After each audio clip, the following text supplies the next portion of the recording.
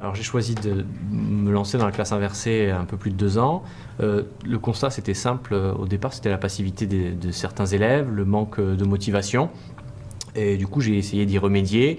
Alors, par des formes assez simples au départ, assez classiques. Et puis j'ai découvert la classe inversée, donc je me suis lancé dedans avec une classe puis plusieurs.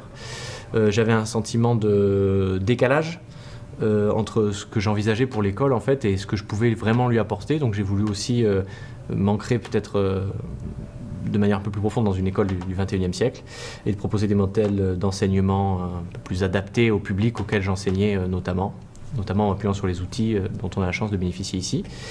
Et puis une autre raison, c'était la volonté d'optimiser mon temps de présence en classe. J'ai l'impression de ne pas être toujours très utile, de ne pas vraiment apporter, ou d'apporter à un groupe classe, mais pas à l'individu.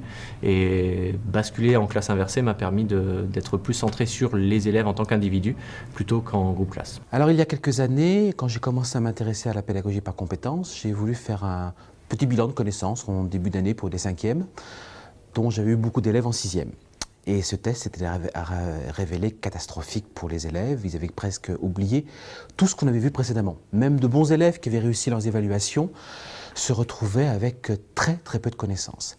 Et là, je me suis vraiment posé la question de mon travail, de à quoi je servais.